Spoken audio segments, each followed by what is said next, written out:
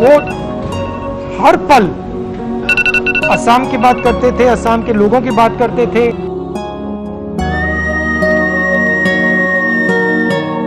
তৰুণ ঠাইত যে আৰু এজন হ'ব মই সেইটো আশা কৰা নাই।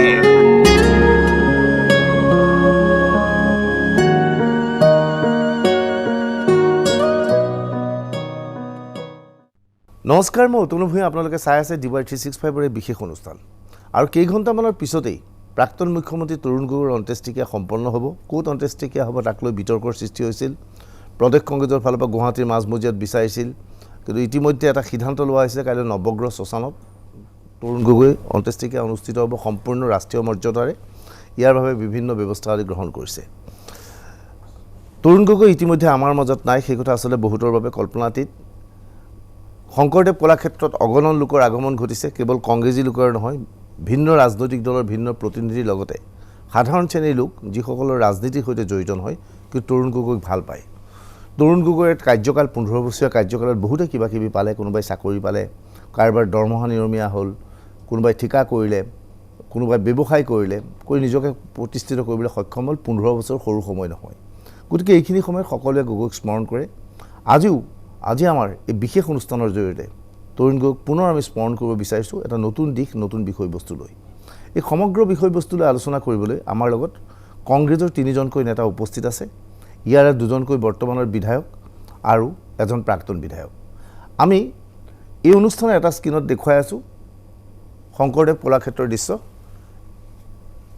কিছু সময়ৰ আগৰ দৃশ্য আমি দেখা পাইছিলোঁ যে শংকৰদেৱ কলাক্ষেত্ৰত প্ৰাক্তন মুখ্যমন্ত্ৰী তৰুণ গগৈৰ পত্নী ডলি গগৈ, কন্যা আৰু গৌৰৱ গগৈক দেখা গৈছিল। আৰু বহু সময় ধৰি ডলি গগৈ তৰুণ গগৈৰ নশ্বৰ দেহৰ কাষত এখন চোফাত পুত্ৰৰ সৈতে বহি আছিল। হয়তো তেওঁ শোকত বিহ্বল হৈ পৰিছিল, পুৰণি কথাবোৰ হয়তো ভাবিছিল। কিছু সময়ৰ পিছত আমি শংকৰদেৱ কলাক্ষেত্ৰৰ পৰা লাইভ টেলিকাষ্টলৈ যাম, য'ত আমাৰ সাংবাদিক লেলিন সৌৰভ উপস্থিত আছে। কিন্তু আমি এটা উইণ্ডত আমি দেখুৱাই আছোঁ সেই দৃশ্যাৱলী। আমাৰ লগত যিকেইজন কংগ্ৰেছৰ নেতা উপস্থিত আছে তেওঁলোকে তৰুণ গগৈক ভিন্ন সময়ত পাইছিল, তৰুণ গগৈৰ সান্নিধ্য পাইছিল। আমাৰ লগত আছে কংগ্ৰেছৰ বৰ্তমানৰ বিধায়ক ৰূপজ্যোতি কুৰ্মীক স্বাগতম জনাইছোঁ। আমাৰ লগত আছে কংগ্ৰেছৰ বৰ্তমানৰ বিধায়ক জাকিৰ হুছেইন চিকদাৰক আমি ধন্যবাদ জ্ঞাপন কৰিছোঁ। আৰু কংগ্ৰেছৰ প্ৰাক্তন বিধায়ক কংগ্ৰেছৰ এগৰাকী জ্যেষ্ঠ নেতা মহিবুল হক ডাঙৰীয়া আছে, তেওঁক আমি স্বাগতম জনাইছোঁ। আমি তৰুণ গগৈৰ ওপৰত কোনো বিতৰ্ক নহয়, তৰুণ গগৈৰ কাৰ্যকালৰ বিভিন্ন বিষয়বস্তুৰ ওপৰত আজি আমি বিতংভাৱে আলোচনা কৰিব বিচাৰিছোঁ। এই বিষয়বস্তুৰ ওপৰত আলোচনা কৰাৰ উদ্দেশ্যৰে এই 3জন অতিথিক আমাৰ মাজলৈ মাতিছোঁ। প্ৰথমে মই ৰূপজ্যোতি কুৰ্মীৰ ওচৰত যাব বিচাৰিছোঁ। ৰূপজ্যোতি কুৰ্মীৰ ৰাজনৈতিক অভিষেক ঘটিছিল তৰুণ গগৈৰ কাৰ্যকালতেই। তৰুণ গগৈৰ কাৰ্যকালতে ৰূপজ্যোতি কুৰ্মী আহিছিল। আৰু যিসকলে যুৱ প্ৰজন্মৰ ইতিহাস নাজানে তেওঁলোকৰ জ্ঞাতাৰ্থে জনাওঁ, মৰিয়নি সমষ্টিৰ পৰা ৰূপজ্যোতি কুৰ্মীৰ প্ৰতিনিধিত্ব কৰি আহিছে। ৰূপজ্যোতি কুৰ্মীৰ মাতৃ ৰূপম কুৰ্মী এগৰাকী কংগ্ৰেছৰ সক্ৰিয় নেতা আছিল, এগৰাকী মন্ত্ৰী আছিল হিতেশ্বৰ শইকীয়াৰ আমোলত। আৰু তেখেতৰ মৃত্যুৰ পিছত ৰূপজ্যোতি কুৰ্মীক সন্মুখত থিয় কৰাবলৈ সাহস গোটাইছিল তৰুণ গগৈয়ে। তৰুণ গগৈ নিচেই সমষ্টিৰ কাষৰ সমষ্টি। ৰূপজ্যোতি, আজি এই দিনটোত তৰুণ গগৈ কেনেকৈ ৰাজনৈতিক অভিষেক হৈছিল বা গগৈত কি ধৰণে সহায় কৰিছিল সেই বিষয়ে আপুনি কিছু কথা দৰ্শকসকলক জ্ঞাতাৰ্থে ক'লে নিশ্চয় দৰ্শকসকলে জানি ভাল পাব। মই প্ৰথমতে DY 365ক ধন্যবাদ জ্ঞাপন কৰিব বিচাৰিছোঁ। এজন মহান নেতা, 3বাৰকৈ মুখ্যমন্ত্ৰী প্ৰয়াত তৰুণ গগৈ ডাঙৰীয়াক স্মৰণ কৰি আজি এই অনুষ্ঠানটো আয়োজন কৰাৰ বাবে মোৰ আজিও মনত পৰে প্ৰয়াত মুখ্যমন্ত্ৰী হিতেশ্বৰ শইকীয়া ডাঙৰীয়া যেতিয়া বিয়োগ ঘটে, সেই তাৰপিছতে কংগ্ৰেছ ইয়াত থানবান হৈ পৰে। যিহেতু কেন্দ্ৰত বিজেপি দলৰ চৰকাৰ আহে অটল বিহাৰী বাজপেয়ী ডাঙৰীয়াৰ নেতৃত্বত, আৰু অসমত প্ৰফুল্ল কুমাৰ মহন্তৰ নেতৃত্বত অসম গণ পৰিষদ দলৰ চৰকাৰ। কংগ্ৰেছ দলৰ নেতা বুলিবলৈ বা নেতৃত্ব বহন কৰিব পৰা কোনো ধৰণৰ তেনে যদিও নেতা আছিল, মুখ্য এজন নেতা বুলিবলৈ সেইসমূহ নাছিল। পৰৱৰ্তী সময়ত পূৰ্ব মুখ্যমন্ত্ৰী তৰুণ গগৈ ডাঙৰীয়া প্ৰদেশ কংগ্ৰেছ কমিটিৰ সভাপতি হৈছিল। সভাপতি হৈ এখন টাটা চুমু গাড়ী আৰু এজন PSO লৈ গোটেই অসমৰ ইমূৰৰ পৰা ইমূৰলৈ তেওঁ পৰিভ্ৰমণ কৰিছিল। আৰু সাংগঠনিক দিশটো তেওঁ প্ৰদেশ কংগ্ৰেছ কমিটিৰ সভাপতি হিচাপে তেওঁ যিটো দক্ষতা প্ৰদৰ্শন কৰিলে, আজি ইমূৰৰ পৰা ইমূৰ আমাৰ মৰিয়নি সমষ্টিত গৈ তেওঁ প্ৰদেশ কংগ্ৰেছ কমিটিৰ সভাপতি। মই 15 বছৰ কাৰ্যকালত মোৰ মৰিয়নি সমষ্টিত প্ৰদেশ কংগ্ৰেছ কমিটিৰ সভাপতি গৈছে ডাঙৰ এখন সভালৈ, কিন্তু ব্লক কংগ্ৰেছৰ বা মণ্ডল কংগ্ৰেছৰ এখন সৰু সভাটো গৈ পেলাই তৰুণ গগৈ ডাঙৰীয়া সেই সময়ত প্ৰদক্ষিণ কমিটিৰ সভাপতি হিচাপে দায়িত্ব পালন কৰি কংগ্ৰেছলৈ প্ৰতিষ্ঠিত কৰা যিটো ভূমিকা লৈছিল সেইটো সঁচাকৈ স্মৰণ কৰিব লাগিব আৰু তৰুণ গগৈ ডাঙৰীয়াই কষ্ট কৰাৰ বাবেহে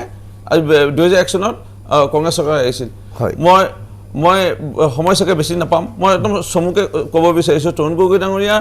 যিটো কষ্ট ত্যাগ কংগ্ৰেছ দলৰ প্ৰতি বুলি নহয় অসমৰ প্ৰতি কাৰণ অসমত সেই সময়ত বম ফুটিছিল গুলি ফুটিছিল চৌদিশে আলফাৰ বিভিন্ন উগ্ৰপন্থী সংগঠনৰ তৰুণ গগৈ ডাঙৰীয়া অসমৰ ৰাইজক প্ৰতিশ্ৰুতি দিছিল 2001 চনত কংগ্ৰেছ চৰকাৰ আহিলে মই শান্তি প্ৰতিষ্ঠা কৰিম আৰু দেখা গ'ল প্ৰতিষ্ঠা কৰিলে পৰেশ বড়ো ডাঙৰীয়া খক চৌধুৰী অনুপ চেতিয়া বিভিন্ন আলফা নেতাসকলক আমন্ত্ৰণ কৰি আনি NDF KPLT BLT আনলা আপা বিছা কমাণ্ডো ফ'ৰ্চ বিভিন্ন উগ্ৰপন্থী সংগঠনসমূহক মাতি আনিছিল আৰু অসমত শান্তি প্ৰতিষ্ঠা কৰিছিল আজি তৰুণ গগৈ ডাঙৰীয়া যদি ৰূপজ্যোতি কুৰ্মী এইখনতে সুধিব বিচাৰিছোঁ যে ৰূপজ্যোতি কুৰ্মীৰ মাতৃৰ যেতিয়া বিয়োগ ঘটিছিল তেখেত এগৰাকী বিশিষ্ট নেত্ৰী আছিল আমি নিজে পাইছিলোঁ তেখেতক যথেষ্ট ভদ্ৰ মহিলা আছিল শান্তশিষ্ট তেখেতৰ মৃত্যু ঘটাৰ পিছত সেই সময়ত ৰূপজ্যোতি কুৰ্মীৰ বয়স কিমান আছিল প্ৰথমবাৰ ৰূপজ্যোতি কুৰ্মীক আচলতে মাতৃৰ স্থানত টিকট দিয়া কিয় হোৱা নাছিল সেই কথা কিবা মনত আছেনে মোৰ মাতৃক আজি মই নাপাহৰোঁ তৰুণ গগৈ ডাঙৰীয়াই যিটো সন্মান দিলে মোৰ মাতৃ তথা আমাৰ পৰিয়ালটোলে যে আমাৰ মাতৃক 2001 চনত তৃতীয়বাৰৰ বাবে বিধায়িকা নিৰ্বাচিত হওঁতে ৰূপম কুৰ্মী ডাঙৰীয়ানীক কেবিনেট মন্ত্ৰী সন্মান জনাইছিল আৰু মাতৃ তৰুণ গগৈ ডাঙৰীয়াই যদি সেই সময়ত বহু ৰথী মহাৰথী বিজয়ী হৈছিল বিধায়িকা কংগ্ৰেছ দলৰ কিন্তু এগৰাকী চাহ বাগানৰ মহিলা বুলি যদি আঁতৰাই ৰখাহেঁতেন মায়ে মন্ত্ৰিত্ব নাপালেহেঁতেন মাক চাহ বাগানৰ মহিলা হোৱা স্বত্তেও বিধায়িকা হিচাপে তিনিবাৰকৈ হয়তো বিজয়ী হোৱাৰ বাবে জ্যেষ্ঠতা ভিত্তিত মন্ত্ৰিত্ব সন্মান জনাইছিলে মোৰ মাতৃ 2004 চনৰ 4 ফেব্ৰুৱাৰী দিনাখন মৃত্যু হোৱাৰ লগে লগে আমাৰ ঘৰলৈ গৈছিল আমাৰ খবৰ লৈছিল আৰু কৈছিল যে আমি আমাৰ পৰিয়ালটোৰ লগত তৰুণ গগৈ ডাঙৰীয়া সদায় থাকিব বুলি আৰু তেওঁ সেই কথাষাৰ পিছলৈ প্ৰমাণ দিলে যে 2006 চনত মোক পাঠিত দিলে আৰু পাঠিত দি আজি তৰুণ গগৈ সেই সময়ত ৰূপজ্যোতি কুৰ্মীৰ বয়স কিমান আছিল মোৰ বয়স বহুত কমটি বুলি মই ভাবোঁ কাৰণ 28 বছৰ বয়স আছিল আৰু সেই সময়ত মই কনিষ্ঠতম বিধায়ক হিচাপে অসম বিধানসভালৈ মই 2006 চনত 126 জন বিধায়কৰ ভিতৰত মই কনিষ্ঠতম বিধায়ক হিচাপে নিৰ্বাচিত হৈ আহিছিলোঁ পৰৱৰ্তী সময়ত মই আৰু 30 ছেকেণ্ড ল'ব বিচাৰিছোঁ পৰৱৰ্তী সময়ত তৰুণ গগৈ ডাঙৰীয়াৰ লগত 2006 চনত প্ৰথমবাৰ মোক পাঠিত দিছিল 2011 চনত দুবাৰ তেওঁ দিছিল কিন্তু তৃতীয়বাৰ নিদিব বুলি ভাবিছিলোঁ যেহেতু মোৰ তেওঁৰ লগত এটা মতানৈক্য ঘটিছিল মই তেখেতৰ পৰা অকণমান ক'ৰবাত আঁতৰি আহিবলৈ বিচৰাৰ নিচিনা তেওঁৰ কাৰণে নহয় কোনোবা দুই এজনৰ কাৰণে মই আঁতৰি আহিব বিচৰাৰ নিচিনা এটা পৰিৱেশ সৃষ্টি হৈছিল সেইটো লৈ পেলাই মই কেতিয়াবা দুখ প্ৰকাশ কৰোঁ তৰুণ গগৈ ডাঙৰীয়া মই ধৈৰ্য সমা বিচাৰিছিলোঁ জীৱিত কালত যাৰ কাৰণে মোক তেখেতে 2016 চনত পাঠিত নাকাটিল কাৰণ তেওঁ সৰ্বভাৰতীয় নেতৃবৰ্গৰ লগতো ভাল আৰু মই তেখেতৰ লগত মতানৈক্য বা কাজিয়া লগাৰ পিছতো তেখেতে 2016 চনত মোক পাঠিতটো নাকাটি পেলাই মোকে পাঠিত দিলে সেইটো যোনটো ক্ষমা কৰি দিয়া তেখেতৰ গুণ বা যুৱ সমাজক আগুৱাই লৈ অহা যিটো তেওঁৰ যিটো গুণ বা মৰম বা সম্পৰ্ক যিটো তেওঁৰ যিটো ৰক্ষা কৰাৰ গুণ সেইবোৰ কেতিয়াও পাহৰিব নোৱাৰিম বহুত মনত পৰিব তেখেতে খুব মিছ কৰিম তেখেতক ঠিক ৰূপজ্যোতি কুৰ্মী আৰু আপোনাৰ সৈতে মহিবুল হক ডাঙৰীয়া আমাৰ লগত আছে মহিবুল হক ডাঙৰীয়া তৰুণ গগৈ প্ৰথমটো কাৰ্যকালত আপুনি বিধায়ক হোৱা নাছিল দ্বিতীয়টো কাৰ্যকালত বোধহয় আপুনি বিধায়ক হৈছিল আৰু তৰুণ গগৈক পাইছিল আৰু সেই সময়ত দেখা গৈছিল যে আপুনি এগৰাকী জ্যেষ্ঠ নেতা আছিল হয়তো আপুনি ছেকেণ্ড টাইম আছিল নহয় জানো দ্বিতীয়বাৰ সেইবাৰ বিধায়ক হৈছিল আপুনি হিতেশ্বৰ শইকীয়া আমোলতো বিধায়ক হৈছিল তৰুণ গগৈ কাৰ্যকালত জ্যেষ্ঠ বিধায়ক আছিল তৰুণ গগৈ কাৰ্যকালত কাম কৰাৰ সুযোগ কেনেকুৱা আছিল কেনেধৰণৰ সুযোগ পাইছিল আপোনালোকে সৰ্বপ্ৰথমে মই 2-4 কথা তৰুণ গগৈ ছাৰৰ প্ৰতি মই শ্ৰদ্ধা নিবেদন কৰি তেখেত মোৰ গুৰুজন ব্যক্তি তেখেত মোৰ অকল নেতাই নহয় এই তেখেতে সৰ্বপ্ৰথমে তেখেতলৈ মই প্ৰণাম আৰু শ্ৰদ্ধা নিবেদন কৰি মই কথাখিনি উপস্থাপন কৰিছোঁ মই 2006 চনত দ্বিতীয়বাৰৰ কাৰণে মই প্ৰথম 1991 চনত প্ৰথমবাৰ নমিনেশ্যন কংগ্ৰেছৰ নমিনেশ্যন হৈ প্ৰথমবাৰ কংগ্ৰেছৰ MLA হৈছিলোঁ হিতেশ্বৰ শইকীয়া ছাৰৰ মিনিষ্টাৰ অফ কাউন্সিলত তেখেতে মোক মন্ত্ৰী বনাইছিলে আৰু মই তেখেতৰ সময়ত মন্ত্ৰী আছিলোঁ তাৰপিছত 96 আৰু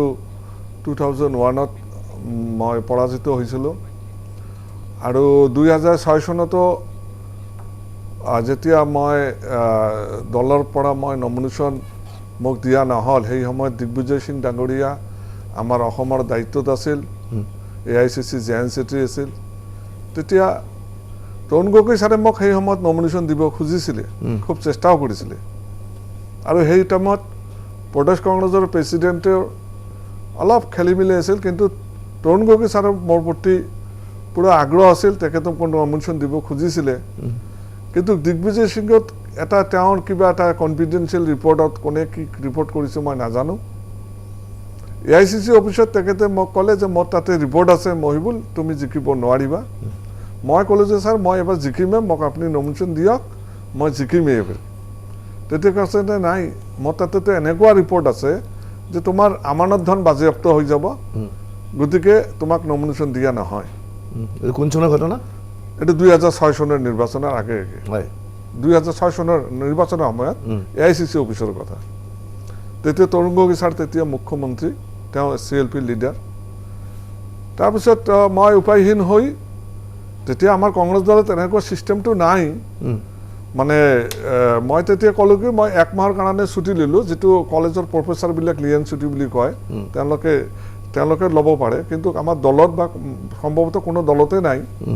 তথাপি মই পদত্যাগ নকৰি মই ক'লো যে মোক এক মাহৰ কাৰণে মোক মানে ছুটি দিব লাগে অব্যাহতি দিব লাগে দলৰ পৰা কাৰণ মোৰ মনত আছে মই 1978ৰ পৰাই ইন্দ্ৰজিৎ লগতে যেতিয়া ইন্দ্ৰজিৎ কংগ্ৰেছ যাই প্ৰথম হাতৰ চিহ্ন লৈছিল তেতিয়াৰ পৰাই মই কংগ্ৰেছ আমি যেতিয়া কংগ্ৰেছ কৰিছিলোঁ তো মই ছুটি ল'বলৈ মই প্ৰথমতে দিগ্বিজয় সিঙক দিলোঁ তাৰপিছত যেতিয়া তৰুণ গগৈ ছাৰৰ ওচৰত মই গ'লোঁ যে ছাৰ এনেকুৱা কথা মোৰ বোলে আমানত ধন বাজেয়াপ্ত হ'ব কোনে ক'লে তোমাক মই চালে মোক দিগ্বিজয় সিং ছাৰে ক'লে গতিকে উপায় নাই ছাৰ এতিয়াতো আমানত ধন বাজেয়াপ্ত নহয় না কয় এইটোতো মোক প্ৰমাণ কৰিব লাগিব গতিকে ছাৰ এইটো আপোনাক কপি দিছোঁ সেই নাই মহিবুল তুমি বাল্যকালৰ পৰা কংগ্ৰেছৰ লগত জড়িত হৈ আছা মই জানো নহয় মই জানো তুমি জিকিবা মই ছাৰ উপায় নাই আপুনি মোক আশীৰ্বাদ কৰক আৰু মই তেওঁৰ ভৰিত ধৰি মই প্ৰণাম কৰি মই গুচি আহিলোঁ আৰু মই 2006 চনত জিকি তেতিয়া আমাৰ কংগ্ৰেছৰ মনোনয়ন পত্ৰবিলাক যিবিলাক জিকি আহিছিলে তেওঁলোকে অহাৰ আগত মই গৈ কন্যাধৰ ছাৰক আকৌ প্ৰণাম কৰিলোঁ সেইবাবে আপুনি কংগ্ৰেছৰ হৈ পেলাই গৈছিল নে না নিৰ্দিলে জিকিলোঁ মই কাপলেটে আৰু কংগ্ৰেছৰ কেণ্ডিডেট যিজন আছিল তেওঁৰ আমানত ধন বাজেয়াপ্ত হৈছিল তেওঁ প্ৰায় 7,000 ভোট পাইছিল এজন এডভকেট ফজলুল হক ডাঙৰীয়া তেওঁক মইতো প্ৰায় 50,000 আহি মই এছ'চিয়েট মেম্বাৰ হ'লোঁ তৰুণ গগৈ ছাৰৰ ওচৰত গৈ মই ছাৰ মই কংগ্ৰেছৰ মানুহ মই কংগ্ৰেছতে আছোঁ মই আপোনাৰ পৰা ছুটি বিচাৰিছিলোঁ এতিয়া মোৰ ছুটিটো মানে এক মাহৰ কাৰণে বিচাৰিছিলোঁ এতিয়া মোক মানে সেই ছুটিৰ কাল শেষ তো ছাৰে মানে হাঁহি মোক মানে আশীৰ্বাদ দিলে মই তেওঁৰ ভৰি চুই প্ৰণাম কৰিলোঁ আৰু তাৰপিছত যিটো ৰাজভৱনত ছিগনেচাৰ কৰিব লাগে সেইটো বিপুল ডাঙৰীয়া কাগজটো আনিলোঁ মই চহী কৰি দিলোঁ যিয়ে নহওক মই গগৈ ছাৰক সঁচাকৈ তেখেত এজন নমস্য ব্যক্তি আৰু তেওঁ মানে বিশাল মানে আপোনাৰ পাৰ্চনেলিটিৰ তেওঁ অধিকাৰী ব্যক্তিত্বৰ অধিকাৰী গতিকে মই ধুবুৰী জিলাবাসীৰ হৈ আজি তৰুণ গগৈ দেৱক আমি প্ৰত্যেকজন ব্যক্তিয়ে তেখেতৰ প্ৰতি আমি শ্ৰদ্ধা নিবেদন কৰি আছোঁ এইকাৰণেই যে 2006ৰ পৰা 2011লৈকে মই যেতিয়া বিধায়কে আছিলোঁ তেতিয়া মই অসম বিধানসভাৰ মাজমজিয়াত প্ৰথমতে এগ্ৰিকালচাৰ কলেজ লাগে আমাৰ ধুবুৰী জিলাখনত ঠিক আছে মই পাৰ্টখিনি যাম এক মিনিট শেষ কৰি দিছোঁ এগ্ৰিকালচাৰ কলেজ সেইটো মই হুলস্থুল কৰিলোঁ তাৰপিছত মোক এগ্ৰিকালচাৰ কলেজ তেওঁ লগে সেইটো চাংচন দিলে নেক্সট 2011ত মানে কাৰ্যকাল শেষ হ'ব সেইটো মই হেমন্ত বিশ্ব শৰ্মা আমাৰ স্বাস্থ্যমন্ত্ৰী আছিল সেই সময়তো মই খুব হুলস্থুল কৰিলোঁ বিধানসভাৰ মজমজিয়াত তেতিয়া তৰুণ গগৈ ছাৰে হেমন্ত বিশ্ব শৰ্মাক মাতি ক'লে যে তুমি মেডিকেল কলেজ হ'ব বুলি তুমি ডিক্লেয়াৰ দি দিয়া মই চাই আছোঁ আৰু তেতিয়া তেওঁ হেমন্ত বিশ্ব শৰ্মাক থিয় হৈ তেতিয়া তেওঁ ক'লে যে তৰুণ গগৈ ছাৰে এই মাত্ৰ চেংচন কৰিলে ধুবুৰীত এখন মেডিকেল তৰুণ গগৈ আপোনালোকৰ দাবী প্ৰমাণ চলিছিল আমি শংকৰদেৱ কৰাৰ ক্ষেত্ৰত কিছু সময়ৰ পিছতে যাবলৈ চেষ্টা চলাম বোধহয় লেনিন সৌৰভ আছে লেনিন সৌৰভৰ সৈতে যোগাযোগ স্থাপনলৈ আমি তেওঁৰ ওচৰলৈ যাবলৈ চেষ্টা কৰিম জাকিৰ হুছেইন সিকদাৰ শেষবাৰ লাষ্ট তৰুণ গগৈ কাৰ্যকালৰ শেষৰ পৰ্যায়ত আপুনি সেইবাৰ মানে যোৱা ইলেকশ্যন আপুনি টিকট পাই আহিলে আপুনি টিকট দিয়াত নিশ্চয় তৰুণ গগৈক সন্মতি প্ৰদান কৰিব লাগিব তৰুণ গগৈ যেহেতু মুখ্যমন্ত্ৰী আছিল কংগ্ৰেছৰ নেতা আছিল গগৈৰ সন্মতি অবিহনে আপুনি কোনো ক্ষেত্ৰতে টিকেট পোৱাটো সম্ভৱপৰ নাছিল কি ভাবে গগৈৰ সান্নিধ্যলৈ আহি গগৈয়ে টিকট দিয়া সমগ্ৰ প্ৰক্ৰিয়াটোৰ বাবে কি ক'ব বিচাৰে প্ৰথমতে অতনুদা আপোনাক ধন্যবাদ জ্ঞাপন কৰিছোঁ আমাৰ নেতা অসমৰ নেতা জননেতা তৰুণ গগৈ ডাঙৰীয়াক স্মৰণ কৰি আজি অনুষ্ঠান অনুষ্ঠিত কৰিছে আৰু অসমৰ মানুহে বহুত নজনা কথাই জানিব পাৰিব মই প্ৰথম আপোনাৰ কথাৰ মাজলৈ আহিম কিন্তু প্ৰথম আপুনি এই অনুষ্ঠান আৰম্ভ কৰোঁতে আইতাজনীৰ কিছু কথাৰে এই অনুষ্ঠান আৰম্ভ কৰিছিল আইতাজনীয়ে কৈছিল তৰুণ গগৈ ডাঙৰীয়াৰ নিচিনা এনেকুৱা ব্যক্তি বা এনেকুৱা সন্তান আৰু জন্ম নহ'ব গতিকে এজন ব্যক্তিৰ কিমান গুণ থাকিব পাৰে আৰু সেই গুণৰ কাৰণে এনেকুৱা কথা কোনোবাই ক'ব পাৰে সেই কথাখিনিৰ পৰা স্পষ্ট আৰু ইতিমধ্যে সমগ্ৰ অসমবাসীয়ে তাকে কৰি দেখুৱাইছে তৰুণ গগৈৰ প্ৰতি যিটো শ্ৰদ্ধা ভক্তি যি স্মৰণ কৰিছে তাৰ কাৰণে অসমবাসীকো আমি কংগ্ৰেছৰ ফালৰ পৰা ধন্যবাদ জ্ঞাপন কৰিছোঁ কৃতজ্ঞতা জ্ঞাপন কৰিছোঁ মই NSY ইউথ কংগ্ৰেছ কৰিছোঁ আমি একেবাৰে সাধাৰণ ঘৰৰ ল'ৰা কোনো মন্ত্ৰী বিধায়ক ঘৰৰ ল'ৰাও নহয় নাইবা কোনো পুঁজিপুতি ঘৰৰ ল'ৰা নহয় কংগ্ৰেছৰ দল এখন বিশাল দল ইয়াতে NSY যুৱ কংগ্ৰেছ পেৰেণ্ট কংগ্ৰেছ বিভিন্ন ধৰণৰ থাকে আৰু তেনেকৈ কৰি আহি একেবাৰে ৰাজ্যখনৰ মুখ্য ব্যক্তি সেই সময়ত তেখেতে মুখ্যমন্ত্ৰী আছিল তেখেতৰ দৃষ্টি আকৰ্ষণ কৰাটো ইমান সহজ কথা নহয় তথাপি একেবাৰে বৰপেটা জিলাৰ সৰুক্ষেত্ৰী সমষ্টি এখন ভিতৰুৱা গাঁৱত মই জন্মগ্ৰহণ কৰিছিলোঁ তাতে দলীয় বিভিন্ন সময়ত বিভিন্ন কামবোৰ কৰিছিলোঁ কিন্তু সেই কামবোৰে যে এটা দিন তৰুণ গগৈ ডাঙৰীয়াৰ তৰুণ গগৈ ছাৰৰ হৃদয় জয় কৰিব পাৰিম কেতিয়াও কাহিনীও ভবা নাছিলোঁ 2016 চনৰ কথা আপোনালোকে জানে সৰুক্ষেত্ৰী সমষ্টিত বিচিত্ৰ চৌধুৰী তেখেতৰ নাম ডিক্লেয়াৰ হৈছিল বিভিন্ন সংবাদ মাধ্যমে প্ৰচাৰো কৰিছিল তেখেতে নমিনেশ্যন দিয়াৰ কাৰণে সমষ্টিলৈ গৈছিল মানুহ চানুহ ঠিক কৰিছিল কিন্তু সেই সময়তো বিভিন্ন ছাৰৰ ওচৰত মই বহুতবাৰ গৈছিলোঁ আৰু তাৰে কিছু নেতাসকল আছে যিসকলে মোক সদায় সহায় কৰিছিল যিসকলে মোক ছাৰক কৈছিল এই ল'ৰাটো ভালকৈ কাম কৰি আছে ছাৰে সদায় কৈছিল ইয়াৰ খবৰ মই লৈছোঁ কি ধৰণে লৈছে কেতিয়াও আমাক কোৱা নাছিল ইয়াৰ ৰিপৰ্ট ভাল যেতিয়া বিচিত্ৰ চৌধুৰীয়ে বিভিন্ন ঘূৰিলে তথাপি মই ছাৰক একেবাৰে টিকেট ডিক্লেয়াৰৰ আগদিনাও কইনা ধৰাত এটা ছাৰৰ এটা চ'ৰ্চে মোক মাতি পঠালে তাত গ'লোঁ তাতে 3 ঘণ্টামান বহিলোঁ ছাৰে দেখা নকৰিলে ভিতৰৰ পৰা খবৰ দিলে যে তোমালোকে দেখা নকৰিলেও গোটেই কথাখিনি পাতা হৈছে তোমালোকে গুচি যোৱা পিছদিনা তোমালোকে খবৰ কিবা পাবা পিছদিনা যেতিয়া বিভিন্ন সময়ত টিকেট একবাৰ অন্তিম সময় তেতিয়া অসম বিধানসভাৰ অন্তিমখন বিধানসভা চলি আছিল অধিৱেশন চলি আছিল যেতিয়া তৰুণ গগৈ ডাঙৰীয়া বিচিত্ৰ চৌধুৰী ডাঙৰীয়াৰ বিভিন্ন নমিনেশ্যন ইয়াতে টিকেটো লৈ যাব তেওঁৰ নামত টিকেটো লিখা হৈছিল দলীয় যি টিকেট দিয়ে তাৰপিছতো যেতিয়া ৰিপৰ্ট পালে যে অন্তিম ৰিপৰ্ট একেবাৰে ল'লে বৰপেটা ডিষ্ট্ৰিক্টৰ পৰা কাৰ পৰা লৈছে কি লৈছে এইবোৰ ভিতৰৰ কথা বা তেখেতে জানে লাষ্ট যেতিয়া দেখিলে বিচিত্ৰ চৌধুৰী নহয় এইজন লৰাই সৰুক্ষেত্ৰীত কংগ্ৰেছৰ বিজয় পতাকা উৰুৱাব পাৰিব 33 বছৰে তাত কংগ্ৰেছৰ বিধায়ক নাছিল 33 বছৰে বিধায়ক নোপোৱা এখন সমষ্টিৰ দায়িত্ব মোৰ নিচিনা এজন সাধাৰণ কৰ্মীৰ ওপৰত তৰুণ গগৈ ছাৰে অৰ্পণ কৰিছিল আপুনি যেটো কথা কৈছে এইটো 100% সত্য যে তৰুণ গগৈ ছাৰৰ সদিচ্ছাৰ কাৰণে তৰুণ গগৈ ছাৰৰ মৰম আশীৰ্বাদ আৰু সকলোতকৈ মৰম আশীৰ্বাদৰ ওপৰতো তৰুণ গগৈ ছাৰে মই কৰা এই গাঁৱলীয়া লেভেলত মই কৰা যিখিনি কাম দলীয় লেভেলত NSY যুৱ কংগ্ৰেছৰ মাজত যিখিনি কাম সেই কামৰ প্ৰত্যেকটো ৰিপৰ্ট ছাৰৰ তাত আহিছিল ছাৰে খবৰ লৈছিল আৰু তাৰপিছত মোক দলে টিকেট দিয়াৰ সিদ্ধান্ত লৈছিল অন্তিম মুহূৰ্তত আৰু পিছত মই জয়ী হ'লোঁ কেৱল শেষত কম যেতিয়া একেবাৰে মোৰ অন্তিমখনৰ পৰা সোনিয়া গান্ধী ডাঙৰীয়ানী গৈছিল তৰুণ গগৈ ছাৰে গৈছিল আৰু আমাৰ প্ৰদেশ কংগ্ৰেছৰ সেই সময়ৰ সভাপতি অঞ্জন দত্ত ডাঙৰীয়া গৈছিল ছাৰে মঞ্চত যায় মানুহ চানুহ দেখি অঞ্জন দত্ত ডাঙৰীয়া তেখেতক লগে কৈছিল মই কৈছিলোঁ নহয় তেখেতৰ কথাবিলাকতো জানে মই কৈছিলোঁ নহয় এইজন ল'ৰাই মই কৈছিলোঁ নহয় জিকিব বুলি অঞ্জন দত্তক 3বাৰ কি কৈছিলোঁ নহয় ই জিকিব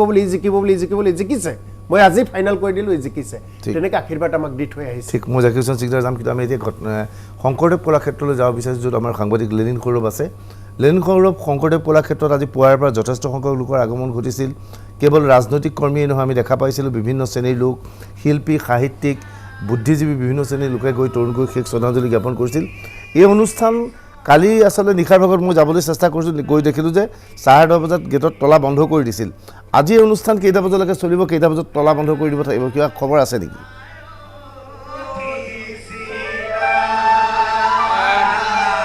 এই মুহূৰ্তত আমি জনাব বিচাৰিছোঁ যে কালি 7মান বজাতে আচলতে প্ৰৱেশদ্বাৰ বন্ধ কৰি দিয়াৰ কথা আছিল কিন্তু কালিৰ দিনতো আজিৰ দিনটোত আমি দেখুৱাব বিচাৰিছোঁ এতিয়া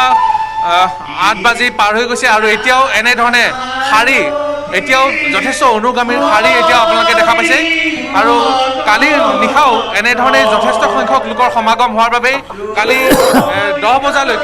10 বজালৈকে আচলতে শ্ৰদ্ধাঞ্জলি জনোৱাৰ যি পৰ্ব সেই পৰ্ব চলি আছিল আৰু 10 বজাৰ পিছত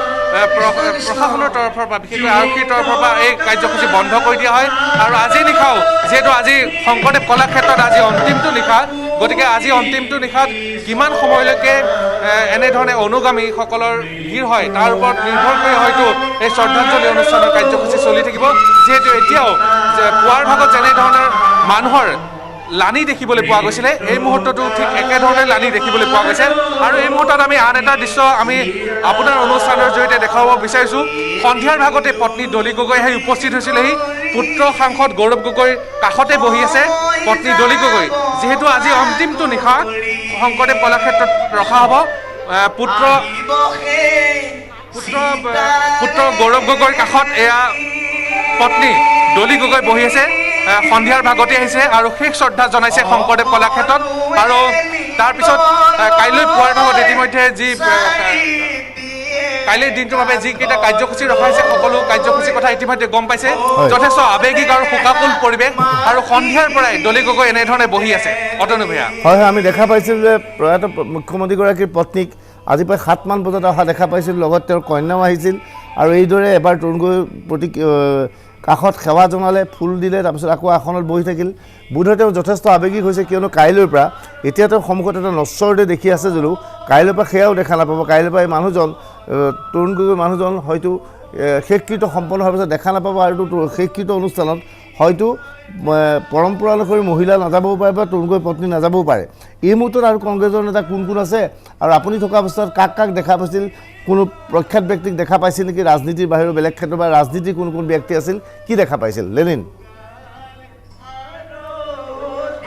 হয় বিৰোধী দলপতি দেৱব্ৰত শইকীয়া এই মুহূৰ্তত আছে ইয়াতে দেৱব্ৰত শইকীয়া পৰা আছে আমি দেৱব্ৰত শইকীয়াৰ মন্তব্য আমি এই মুহূৰ্তত জানিবৰ কাৰণে চেষ্টা কৰিম আমি আপোনাৰ পৰা এই মুহূৰ্তত জানিব বিচাৰিছোঁ আজি অন্তিমটো নিশা প্ৰাক্তন মুখ্যমন্ত্ৰীজনৰ আজি ইয়াতে ৰখাব কাইলৈ তেখেতক শেষকৃত্য সম্পন্ন কৰা হ'ব এটা ডাঙৰ অভাৱ কংগ্ৰেছৰ মাজত ডাঙৰ শূন্যতা এটা আজিৰ দিনটোৰ পৰাই যেন প্ৰতিফলিত হৈছে প্ৰত্যেকজন নেতাকৰ্মীৰ মাজত এই মুহূৰ্তত কি ক'ব বিচাৰিব নিশ্চিতভাৱে 50 বছৰৰ যি ৰাজনৈতিক অভিজ্ঞতা সেই ৰাজনৈতিক অভিজ্ঞতাৰে আমাৰ বৰ্তমান সময়ত গগৈ ছাৰে আমাক যথেষ্ট দিহা পৰামৰ্শ দি আগুৱাই নিছিল কিন্তু আজি দুদিন আগৰ পৰা আমি সেই অভাৱ অনুভৱ কৰিম তথাপিতো দলৰ যি নীতি আদৰ্শলৈ আমি সকলো কৰ্মীয়ে একজোট হৈ আগুৱাই যাম ছাৰৰ যিটো অভিজ্ঞতা সেই অভিজ্ঞতা আমি এতিয়া আৰু নাপাম ছাৰে আমাক যেনেধৰণেৰে যোৱা সময়ছোৱাত দলৰ সংকট মুহূৰ্তত যেনেধৰণে আমাক দিহা পৰামৰ্শ দিছিল সেই দিহা পৰামৰ্শৰ পৰা বঞ্চিত হ'ম হয় আছিল দেৱব্ৰত শইকীয়াৰ হয় লেনিন মই পৰৱৰ্তী সময়ত আপোনাৰ সৈতে পুনৰ যাবলৈ চেষ্টা চলাম আপোনাক বহুত ধন্যবাদ আমি সেই ভিজুৱেল দেখুৱাই আছোঁ যে শংকৰদেৱ কলাক্ষেত্ৰত আজি নিশা কেই বজালৈকে অনুগামীসকলৰ বাবে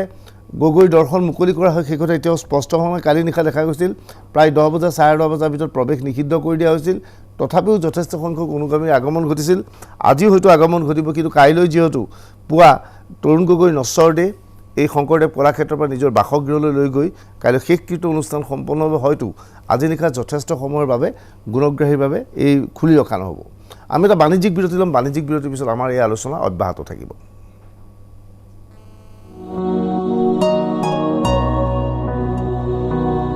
वो हर पल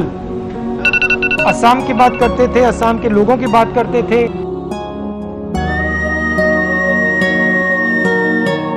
তৰুণৰ ঠাইত যে আৰু এজন হ'ব মই সেইটো আশা কৰা নাই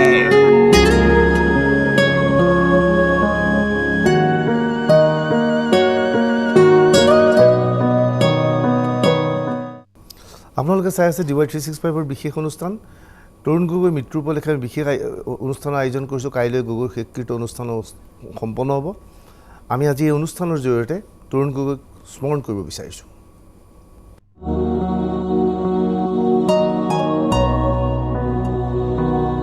वो हर पल असम की बात करते थे, असम के लोगों की बात करते थे।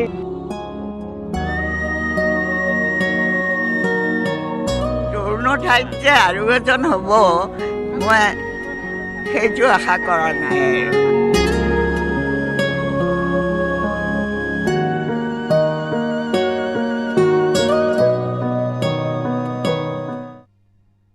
এই মুহূৰ্তত ষ্টুডিঅ'ত আমাৰ কংগ্ৰেছৰ 3জন প্ৰতিনিধি আছে। কংগ্ৰেছৰ 2জনকৈ বৰ্তমানৰ বিধায়ক ৰূপজ্যোতি কুৰ্মী, জাকিৰ হুছেইন সিকদাৰ আৰু প্ৰাক্তন বিধায়ক মহিবুল হক ডাঙৰীয়া আছে। ৰূপজ্যোতি কুৰ্মী, মই আপোনাৰ ওচৰত পুনৰ আহিছোঁ যে হয় তৰুণ গগৈ আপুনি ঘনিষ্ঠ আছিল, আপোনাৰ মাতৃৰ লগত ঘনিষ্ঠ আছিল, 28 বছৰ বয়সত তৰুণ গগৈ আপোনাক প্ৰাৰ্থিত্ব দিছিল, আপুনি জিকি আহিবলৈ সক্ষম হৈছিল। ইয়াৰ পিছতে এটা সময় দেখা গৈছিল গগৈৰ লগত কিবা কিবি কাৰণত আপোনাৰ সংঘাত হৈছিল, ৰাজনৈতিক সংঘাত, এই কোনো ব্যক্তিগত সংঘাত নহয়। সেই সংঘাতৰ পিছত হিমন্ত বিশ্ব শৰ্মাকে ধৰি একাংশ নেতা বিজেপিলৈ গুচি গ'ল, কিন্তু আপুনি আপোনাৰ স্থিতিত অটল থাকিল। আপুনি মাতৃৰ দল কংগ্ৰেছ এৰি নগ'ল। সেইখিনি সময়ত যেতিয়া আপুনি আঁতৰি আহিছিল, এটা সংঘাত হৈছিল, সংঘাতৰ পিছত যে আপুনি দলতেই থাকিল, তেতিয়া তৰুণ গগৈৰ মনোভাৱ কেনেকুৱা আছিল সেই সময়ত আপোনালোকৰ প্ৰতি? তৰুণ গগৈ ডাঙৰীয়াই যেতিয়া প্ৰথম মই বিদ্ৰোহ কৰাৰ দৰে কৰিছিলোঁ, তেখেতক প্ৰতিবাদ জনাইছিলোঁ, সেই সময়ত মই লগ পোৱা নাছিলোঁ। তাৰ কেইদিনমানৰ পিছতে যেতিয়া যোৰহাট ছেক্ৰেটাৰীছত লগ পাইছিলোঁ, মোক তেখেতে কৈছিল, গালিয়ে পাৰিছিল এক প্ৰকাৰে, আৰু খুব দুখেৰে কোৱাৰ দৰে কৈছিল। মই তেখেতক সুযোগ নাপালোঁ মই উত্তৰ দিবলৈ, আৰু তেখেত গাড়ীত উঠি গুচি গ'ল। মই খুব দুখ প্ৰকাশ কৰিছিলোঁ আৰু লাজো আৰু খঙো উঠিছিল। তেওঁ কৈছিল যে তুমি অলপ বেছি কৰি আছা, তোমাক মই দলৰ পৰা আঁতৰাই দিব পাৰোঁ। তাৰ মোৰ মনতে অকণমান খঙো আহিছিল, দুখো লাগিছিল, আৰু হয়ো আজি মই অনুভৱ কৰিছোঁ সেই সময়ত এনেকুৱা লাগিছিল মই একো ভুল কৰা নাই, আৰু মই সেনেকৈ প্ৰতিবাদ জনাইছিলোঁ। কিন্তু অকণমান যুক্তিও আছে মোৰ প্ৰতিবাদত, আৰু তেখেতে পিছলৈ গৈ কিনে উপলব্ধি কৰিলে। মই সেইকাৰণে পুনৰ ক'ব বিচাৰিছোঁ, অলপ আগতে কৈছিলোঁ যে 2016 চনত তেখেতে মোক সেই খংৰাগ যদিও তেওঁৰ আছিল, তেখেতে কিন্তু প্ৰাৰ্থিত্ব মোক তৃতীয়বাৰৰ কাৰণে দিয়া মঞ্জন হৈ গ'ল পূৰ্ব মুখ্যমন্ত্ৰী তৰুণ গগৈ ডাঙৰীয়া। তেওঁ যদি নিদিম বুলি ক'লে মোক টিকেটটো কাটিব পাৰিলেহেঁতেন, মোক মনোনয়ন দিবলৈ মোক মানে নিদিওঁ বুলি ক'লে নিদিব পাৰিলেহেঁতেন, কিন্তু নকৰিলে, মোক দিলে। কাৰণ তেওঁ বুজি পালে, আৰু মোৰ প্ৰতিবাদটোত ক'ব যুক্তি আছিল, কিয়নো মই প্ৰতিবাদ কৰা, মই আজি মুকলিকৈ আপোনালোকৰ DY65 এই সংবাদ মাজৰ ষ্টুডিঅ'ত মই ক'ব নোৱাৰিম, কিছু আছে গোপনীয় কথা, আৰু যিবোৰ কথা লৈ পেলাই তেখেতে পিছলৈ উপলব্ধি কৰিলে। মোৰ এটা অকণমান খালী ক'ব বিচাৰিছোঁ, মোৰ এনে ধাৰণা হ'ল, মই বিধায়ক, আৰু মোৰ সতীৰ্থ এনেকুৱাকৈ এবাৰ জিকা বা দুবাৰ জিকা অন্য বিধায়িকাও আছিল। ক'ৰবাত এনেকুৱাকৈ মোৰ ধাৰণা হৈছিল যে তেওঁ বেলেগক প্ৰাধান্য দিয়ে, মোক ক'ৰবাত অকণমান সুযোগ নিদিয়ে, হয়তো মোক কিবা দপ্তৰ নিদিলে, অধ্যক্ষ নিদিলে, কোনো বিভাগৰ মোক মন্ত্ৰিত্ব নিদিলে, কোনোবাই এবাৰ জিকাকে কাৰোবাক মন্ত্ৰী দি দিলে, মোক নিদিলে, মই দুবাৰ জিকাক, বা কাৰোবাক ডাঙৰ পদবীও দি দিলে, মোক হয়তো সেই পদবী নিদিলে, কাৰোবাক আকৌ 2-3টা পদবী দিলে, মোক এটাও পদবী নিদিলে। এনেকুৱাকৈ অকণমান মনৰ ক্ষোভ আছিল, আৰু তেওঁ পিছত বুজি পালে, উপলব্ধি কৰিলে, আৰু পিছতো তেখেতেও মোক ক্ষমা কৰি দিলে, ময়ো ক্ষমা বিচাৰিলোঁ তেখেতক। সেইকাৰণে সেই ঘটনাবোৰ ঘটিছিল। কিন্তু তেখেতৰ প্ৰতি শ্ৰদ্ধা ভক্তি বা মোৰ মাৰ দল এই কংগ্ৰেছ দলৰ প্ৰতি শ্ৰদ্ধা ভক্তি কিন্তু মই ৰাখিলোঁ, আৰু মই কংগ্ৰেছ দলৰ পৰা কিন্তু যদিও হেমন্ত বিশ্ব শৰ্মাক এটা সময়ত সমৰ্থন জনাইছিলোঁ, তেওঁৰ লগত কিন্তু মই গুচি নগ'লোঁ বিজেপি দললৈ। সেইটোৱে তাৎপৰ্যপূৰ্ণ কথা। আৰু গুচি নোযোৱাৰ পিছতো বিসম্বাদ কৰিছিল যে তৰুণ গগৈ ইলেকশ্যনৰ সময়ত ইচ্ছা কৰিলে ৰূপজ্যোতি কুৰ্মীক টিকট নিদিব পাৰিলেহেঁতেন, কিন্তু ৰূপজ্যোতি কুৰ্মীক টিকট দিছিল, আৰু তেওঁৰ ভুল আচলতে স্বীকাৰ কৰি লৈ পেলাই তেওঁৰ ভুলক ক্ষমা কৰিছিল। জাকিৰ হুছেইন সিকদাৰ, যে আপুনি কিছু সময়ৰ আগতে কৈছে তৰুণ গগৈৰ প্ৰসংগ লৈ পেলাই, এইখিনিতে ডাঙৰ প্ৰসংগ যে মই এইকেইদিন এটা কথা এনালাইচিছ কৰিছোঁ, এইটো মহিবুল হকে বেছি ভালকৈ জানিব, যে বিশেষকৈ পূৰ্বৰ কাৰ্যকাল সময়ত দেখা যায়, মহিবুল হকো নিজেও ইয়াৰ বলি হৈছিল, লাষ্ট টাইম নিজে ক'লে দিগ্বিজয় সিঙৰ প্ৰসংগ, যে দিল্লীয়ে সাধাৰণতে প্ৰতিবাৰ নিৰ্বাচনৰ সময়ত দিল্লীয়ে নিজস্বভাৱে কিছুমান প্ৰাৰ্থী থিয় কৰে, যিধৰণে মহিবুল হকে আজি দিগ্বিজয় সিঙৰ কথা ক'লে, দিল্লীৰ লবিয়ে কৈ যে এই কেণ্ডিডেটজন বেয়া, এইজনক দিব লাগে। সেই কাৰ্যকাল হিতেশ্বৰ শইকীয়াৰ আমোলতো হৈছিল। প্ৰতিবাৰে দেখোঁ যে কংগ্ৰেছে 5টা বা 10টা আসন হেৰুৱাই যে যোগ্য প্ৰাৰ্থী নিদি দিল্লীৰ হেঁচাত অযোগ্য প্ৰাৰ্থী কেতিয়াবা দিবলগীয়া হয়। হয়তো তৰুণ গগৈৰ কাৰ্যকালতো মহিবুল হক যোগ্য আছিল যদিও মহিবুল হকক নিদি বেলেগ এজন দিব বিচাৰিছিল, যিজনে আমানতৰ ধন হেৰুৱাবলগীয়া হ'ল। কিন্তু জাকিৰ হুছেইন সিকদাৰৰ ক্ষেত্ৰত দেখা গৈছিল যে তৰুণ গগৈৰ অতি ঘনিষ্ঠ আছিল বিচিত্ৰ চৌধুৰী। এইখিনি মই ব্যক্তিগতভাৱে কওঁ যে তৰুণ গগৈৰ কাৰ্যকাল আৰম্ভ হোৱাৰ পূৰ্বে যেতিয়া প্ৰফুল্ল মহন্তৰ চৰকাৰ আছিল, তৰুণ গগৈ তেতিয়া ৰাজনৈতিকভাৱে দলীয় কৰ্মীসকলৰ মাজত আছিল, আমাৰ সংবাদ কৰ্মীসকলৰ সৈতে খুব বেছি ঘনিষ্ঠ সম্পৰ্ক নাছিল, যিহেতু তেওঁ দিল্লীৰ সৈতে বেছি যোগাযোগ আছিল। আমি অসমত ৰিপৰ্টিং কৰিছিলোঁ, আমাৰ সৈতে সাংঘাতিক যোগাযোগ নাছিল। কিন্তু তৰুণ গগৈ মুখ্যমন্ত্ৰী হোৱাৰ আগে আগে ৰাজনৈতিক কুচকাৱাজ হোৱাৰ সময়ত আজি মই এই মঞ্চৰ জৰিয়তে কওঁ যে তৰুণ গগৈয়ে মাতি পঠিয়াইছিল, তৰুণ গগৈৰ লগত কথা পাতিছিলোঁ। সেই সময়ত এক গুৰুত্বপূৰ্ণ ভূমিকা পালন কৰিছিল এই বিচিত্ৰ চৌধুৰী। বিচিত্ৰ চৌধুৰী নিজে এটা সময়ত সংবাদকৰ্মী আছিল। গতিকে বিচিত্ৰ চৌধুৰী তৰুণ গগৈ বিপদৰ সময়ত যেতিয়া ক্ষমতাত নাছিল, বিচিত্ৰ চৌধুৰী তৰুণ গগৈ ঘনিষ্ঠ আছিল। কিন্তু তৰুণ গগৈ সেই বিচিত্ৰ চৌধুৰীক টিকেট নিদি কিন্তু জাকিৰ হুছেইন চৌধুৰীক টিকট দিবলৈ সাহস গোটাইছিল। সেইটো আছিল তৰুণ গগৈৰ নিজৰ আত্মবিশ্বাস বা নিজৰ গণনা। জাকিৰ হুছেইন চিকদাৰ কেৱল আপোনাৰ ক্ষেত্ৰতেই নহয়, সেইবাৰ বা তৰুণ গগৈ কাৰ্যকালত বিভিন্ন সময়ত দেখিছোঁ যে জয়ন্ত মল্ল অচিনাক্ত ল'ৰা, ইমান শক্তিশালী ল'ৰা নহয়, পীযুষ হাজৰিকা সৰু ল'ৰা, তেজপুৰৰ পৰা ৰাজেন বৰঠাকুৰ সাংঘাতিক কোনো নেতা নহয়, পল্লৱ লোচন দাস, তেওঁলোকক লৈ বলিন চেতিয়া, এইবিলাকক টিকট দিবলৈ তৰুণ গগৈয়ে সাহস কৰিছিল, যদিও সেই সময়ত আপুনি বিধায়ক আছিল। সেই প্ৰসংগত আপুনি কি ক'ব বিচাৰে, যুৱ শক্তিৰ ক্ষেত্ৰত গগৈয়ে কেনে প্ৰাধান্য দিয়ে বুলি ভাবে? মানে তৰুণ গগৈ ছাৰৰ এটা কথা, মানে মই বিধায়ক হোৱাৰ আগত যুৱ কংগ্ৰেছ NSY যিহেতু জিলা পৰ্যায়তে কৰিছিলোঁ, দূৰৰ পৰাই গোটেই দলৰ বা আমাৰ দলীয় নেতা কৰ্মীসকলৰ কাম কাজবোৰ চাই আছিলোঁ। বিধায়ক হোৱাৰ পিছত তৰুণ গগৈ ডাঙৰীয়া বা দলৰ নেতাসকলৰ ওচৰত চপাৰ এটা সুযোগ পাইছিলোঁ, বিভিন্ন সময়ত একেলগে বহিছিলোঁ, বিভিন্ন আলাপ আলোচনা কৰিছিলোঁ। আৰু মই যেতিয়াৰ পৰা সৰু কালৰ পৰা যেতিয়া ৰাজনীতিৰ প্ৰতি ধাউতি হৈছিল বা ৰাজনীতি কৰোঁ বা এতিয়া বিধায়ক হোৱাৰ পিছত আজিৰ তাৰিখ পৰ্যন্ত তৰুণ গগৈ ডাঙৰীয়াৰ মাজত কিছু বেলেগ নেতাৰ লগত কিছু পাৰ্থক্য আছিল। নাম্বাৰ 1, আপুনি অলপ আগতে কেন্দ্ৰীয় নেতৃবৃন্দৰ কথা কৈছে। অসমত এইটো আমাৰ চেণ্ট্ৰেল, আমাৰ এটা কমিটি আছে, ৰাজ্যিক কমিটি আছে। চেণ্ট্ৰেলৰ পৰা যিসকল লিডাৰ সময়ে সময়ে আমাৰ মাজলৈ আহে, বিভিন্ন ধৰণৰ ইছ্যুৰ ওপৰত তেওঁলোকে মন্তব্য ৰাখে। তৰুণ গগৈ ডাঙৰীয়া এনেকুৱা এজন নেতা আছিল, তেওঁলোকৰ সন্মুখতে মোৰ জ্যেষ্ঠ দুজন ব্যক্তি কংগ্ৰেছৰ তেওঁলোকে ইয়াত উপস্থিত আছে, তেওঁলোকে হয়তো সেই কথাটো স্বীকাৰ কৰিব যে তেওঁক চেণ্ট্ৰেল লিডাৰে ভাল পায় নে বেয়া পায় সেইটো ডাঙৰ কথা নহয়। তেওঁ যিটো উপযুক্ত, যিটো কৰিলে কংগ্ৰেছ দলৰ অসমত লাভ হ'ব, যিটো কৰিলে কংগ্ৰেছ দলত ভাৰতবৰ্ষত লাভ হ'ব, মুখৰ ওপৰতে কৈ দিছিল। আৰু তেনেকুৱা নেতা কিন্তু মই একেবাৰে, যদি কোনোবাই বেয়া নাপায়, একেবাৰে ক'ব লাগিব অসমত তেনেকুৱা নেতা আজিৰ তাৰিখত নাই যে চেণ্ট্ৰেলৰ নেতাৰ সন্মুখত কৈ দিব। আজি আহমেদ পেটেলৰ দৰে নেতাৰ মুখত কথা ক'বলৈ কৰা সাহস আছিল, যদিও আহমেদ পেটেলৰ আজি মৃত্যু ঘটিছে, সেই সাহস আছিল তৰুণ গগৈ। মই যাম মহিবুলকৰ ওচৰত যাব বিচাৰিছোঁ। মহিবুলক আপুনি প্ৰথমবাৰ 1991 প্ৰথম টিকট পাইছিল বোধহয়, সেইবাৰ হিতেশ্বৰ শইকীয়াৰ আমোলত। সেইবাৰ দেখা গৈছিল কেৱল আপুনিয়ে নহয়, এই অনুষ্ঠানতে কিৰিপ চলিয়াই কৈ গৈছিল যে প্ৰায় 17জন নতুন পাৰ্টিক দিয়া হৈছিল, নহয়নে মহিবুলক? সেইবাৰ যুৱ কংগ্ৰেছৰ অঞ্জন দত্তই টিকট পাইছিল, অঞ্জন দত্ত পাইছিল, আব্দুল হাই নাগৰীয়ে পাইছিল, আব্দুল হাই নাগৰী পাইছিলে, দিলদাৰ ৰাজা পাইছিলে, শামছুলক পাইছিলে, এনেকৈ বহুত আছিলে,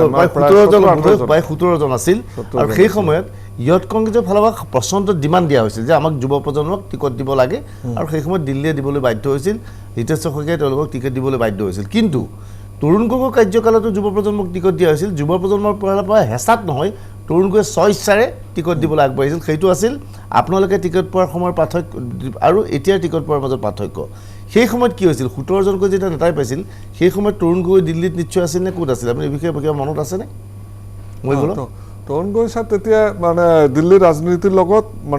মানে ওতঃপ্ৰোতভাৱে তেখেত জড়িত হৈ আছিল। আৰু আমি তেতিয়া হিতেশ্বৰ শইকীয়া ডাঙৰীয়াই 90 চনত যেতিয়া কংগ্ৰেছ সভাপতি হৈ আহিলে, তেওঁ মিজোৰামৰ গভৰ্ণৰৰ পদ ত্যাগ কৰি তেতিয়া ৰাজীৱজী আছিলে, ৰাজীৱজী মাতি পঠিয়ালে। তাৰপিছত আৰু তৰুণ গগৈ ছাৰৰ, আৰু তেতিয়া আমাৰ যুৱ কংগ্ৰেছটো অধিক শক্তিশালী আছিল। আমাৰ কিৰিপ চলিয়া ডাঙৰীয়া সেই সময়ত প্ৰেচিডেণ্ট আছিল। তাৰপিছত যেতিয়া নিৰ্বাচন হৈছিল তেতিয়া কিন্তু অঞ্জন দত্ত, বিধানসভা নিৰ্বাচনটো যেতিয়া হৈছিলে তেতিয়া কিন্তু অঞ্জন দত্ত প্ৰদেশ কংগ্ৰেছৰ মানে যুৱ কংগ্ৰেছৰ প্ৰেচিডেণ্ট আছিল। আৰু সেই সময়ত প্ৰায় 18-19 জনক দিয়া আছিলে। আৰু সেইবিলাকেতো পৰৱৰ্তী সময়ত কিন্তু এতিয়ালৈকে মানে তেওঁলোকে মানে এক্টিভ ৰাজনীতি কৰি আছে, বা তেওঁলোকে মন্ত্ৰী হৈছে, বিধায়ক হৈছে, MP। মই মহিবুলক যাম, মই ফুল স্ক্ৰীণত দেখুৱাব বিচাৰিছোঁ, শংকৰদেৱ কলাক্ষেত্ৰৰ সম্পূৰ্ণ দৃশ্য আমি দেখুৱাব বিচাৰিছোঁ। ইমান সময় তাত বহি আছিল প্ৰয়াত মুখ্যমন্ত্ৰী তৰুণ গগৈৰ পত্নী দলি গগৈ। দলি গগৈ যে সেৱা কৰিছে, বোধহয় তেওঁ ঘৰলৈ যাবলৈ ওলাইছে। শেষবাৰৰ বাবে তৰুণ গগৈ নশ্বৰ দে সন্মুখৰ পৰা তেওঁ চাইছে। কাইলৈ পুৱাৰ ভাগত তৰুণ গগৈ নশ্বৰ দে তেওঁৰ বাসগৃহলৈ লৈ অহা হ'ব, শংকৰদেৱ কলাক্ষেত্ৰৰ পৰা কাইলৈ ঘৰলৈ লৈ অহা হ'ব। আৰু ঘৰৰ পৰা অনাৰ পিছত তেওঁৰ বিভিন্ন কাৰ্যসূচী আছে। আমি তাত কি হৈছে এম্বিয়েঞ্চত শুনিবলৈ চেষ্টা চলাম।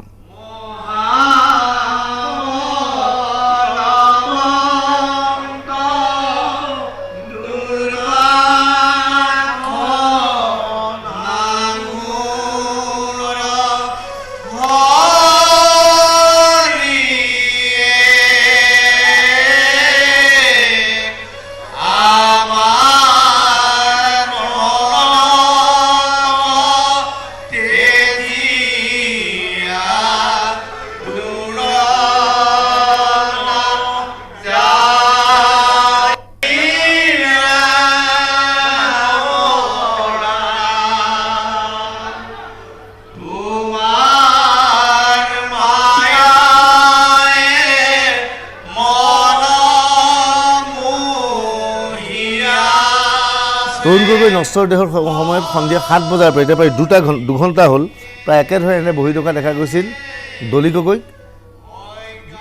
প্ৰয়াত স্বামীৰ মৃতদেহৰ কাষত এইদৰে দেখাই কাষত গৌৰৱ গগৈ আৰু হাতজোৰ কৰি এইদৰে নাম প্ৰাৰ্থনাত ভাগ লৈছে দলি গগৈ হয়তো আজি কিছু সময়ৰ পিছতেই তৰুণ গগৈ দৰ্শন বন্ধ কৰি দিয়া হ'ব অনুগামীসকলৰ বাবে কাইলৈ পুৱাতে অন্ত্যেষ্টিক্ৰিয়া অনুষ্ঠান অনুষ্ঠিত হ'ব আমি এইখিনিতে ল'ব বিচাৰিছিলোঁ বাণিজ্যিক বিৰতিৰ পিছত আমাৰ আলোচনা অব্যাহত থাকিব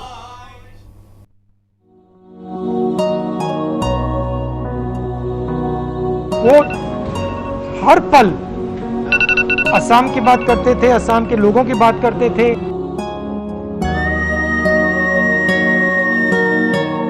তৰুণ ঠাইত যে আৰু এজন হ'ব মই সেইটো আশা কৰা নাই আৰু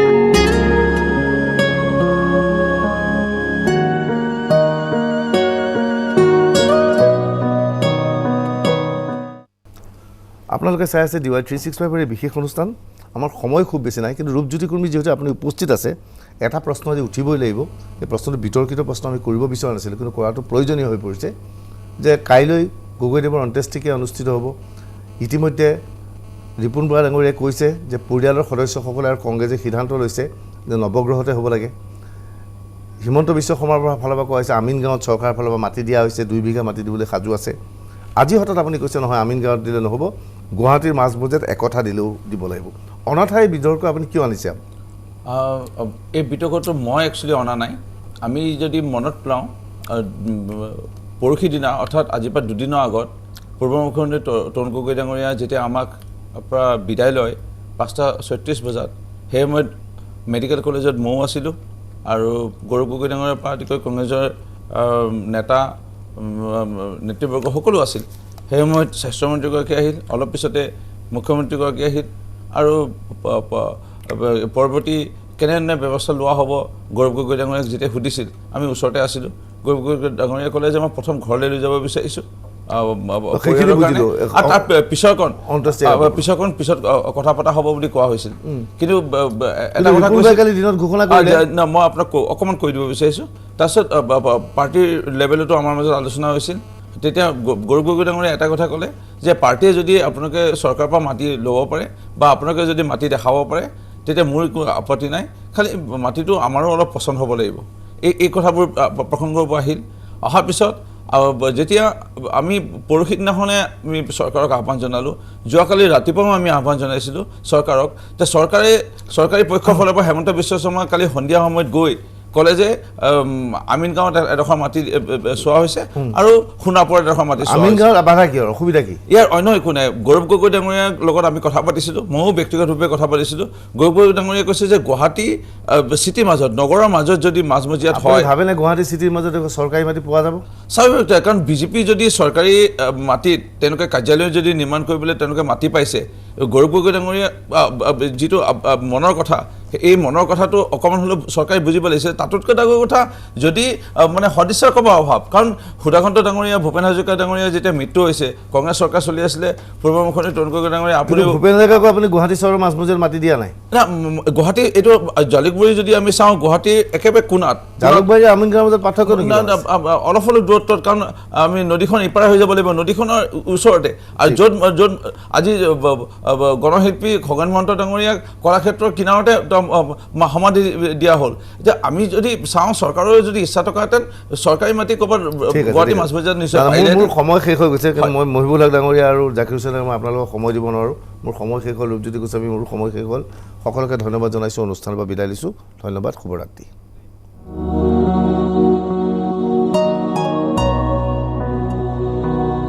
वो हर पल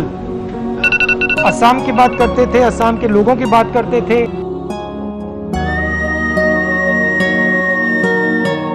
তৰুণ ঠাইত যে আৰু এজন হ'ব মই সেইটো আশা কৰা নাই আৰু